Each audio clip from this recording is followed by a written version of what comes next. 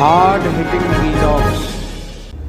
Hello viewers, भाई आज के हमारे वीडियो का टॉपिक है how did RSS, Jan Sangh and BJP and rooted themselves in the state of Gujarat. किस तरह आरएसएस, जनसंघ और बीजेपी ने न केवल गुजरात में अपनी जड़ें जमाई बल्कि उन्हें साल दर साल और मजबूत किया। दोस्तों, हम आपको ये भी बताएंगे कि इसमें what was the role of mistake done by Pakistan.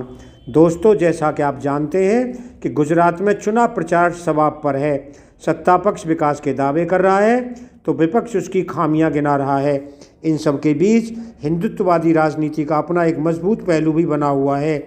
आज़ादी के बाद के शुरुआती वर्षों में गुजरात में हिंदुत्व की कोई बड़ी राजनीतिक वैचारिक ताकत नहीं थी, लेकिन कई ऐसी घटनाएं हुई जिन्होंने राज्य में हिंदुत्ववादी राजनीति को मुख्य धारा बन जाने में मदद की। ऐसी एक घटना 1965 के इंडो पाक वार के दिनों की है। इस घटना की याद भले ही धुंधली पड़ गई हो, लेकिन कई दशकों में गुजरात का चुनावी मिजाज बदलने में इस घटना की तासीर से इनकार नहीं किया जा सकता। दोस्तों, बताते हैं आपको क्या थी वो घटना। नंबर 1, वर्ष 1965 में 19 सितंबर का दिन था।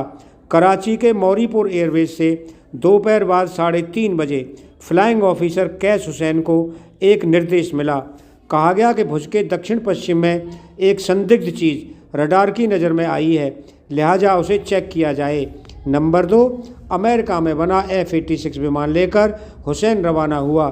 थोड़ी देर बाद हुसैन का विमान 20,000 फुट की ऊंचाई पर भारतीय वायु क्षेत्र में दाखिल हो चुका था।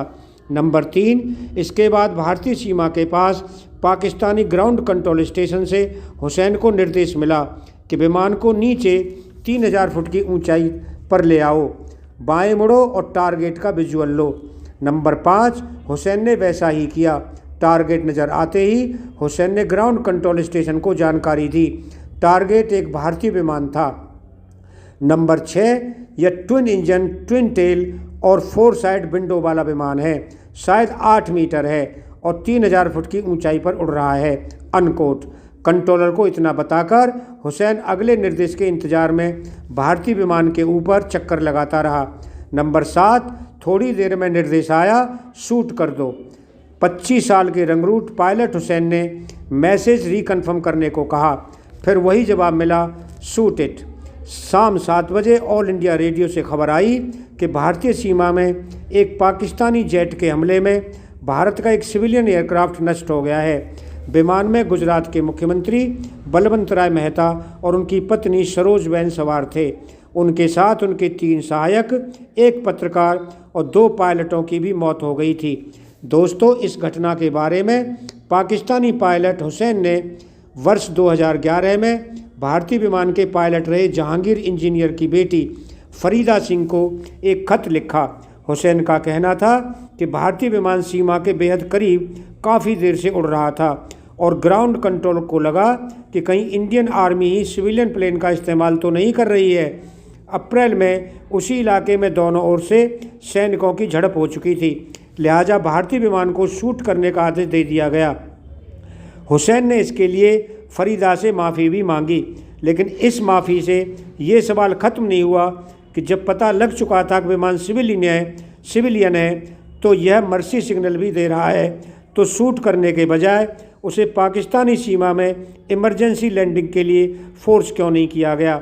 ये सवाल गुजरातियों के मन में भी गहरे तक चुभ गया।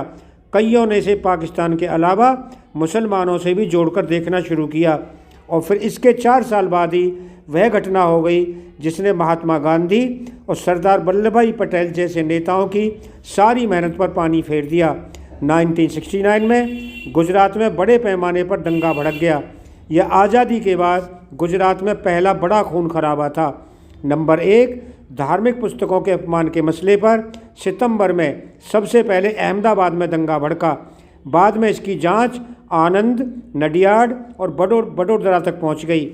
नंबर 2, जांच के लिए बनाई गई जगन मोहन रेड्डी कमेटी ने बताया कि उन दिनों के दौरान अकेले अहमदाबाद में 660 लोगों की जान गई, 1,000 से ज़्यादा लोग घायल हुए और 48,000 से अधिक लोग बेघर हो गए और 4.25 करोड़ रुपए की संपत्ति नष्ट हुई। नंबर 4, कॉटन मिलों के लिए मजदूर अहमदाबाद का सोशल फैब्रिक इन दंगों के साथ बदल गया। ये वही दौर था जब लोगों ने रहने के लिए जांच परख कर मोहल्ले चुनने शुरू कर दिए।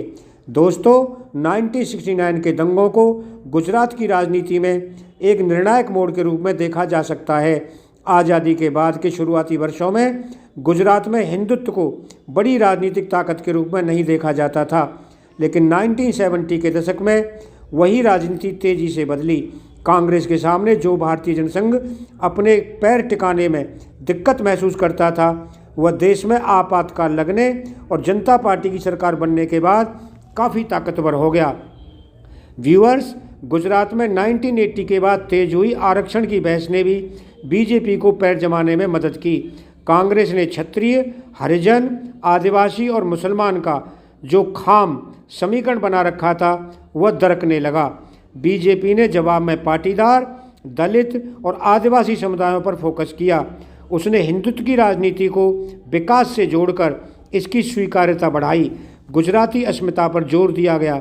इस बदलाव में मुख्यमंत्री रहते हुए मोदी ने बड़ी भूमिका निभाई। हिंदुत्व की राजनीति का दायरा बढ़ाने के लिए सामाजिक समरसता का नारा दिया।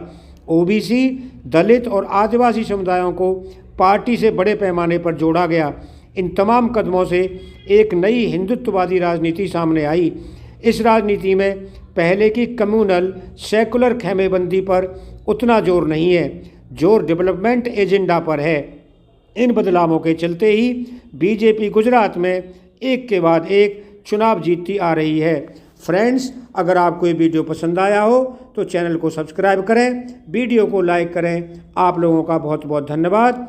Thank you very much.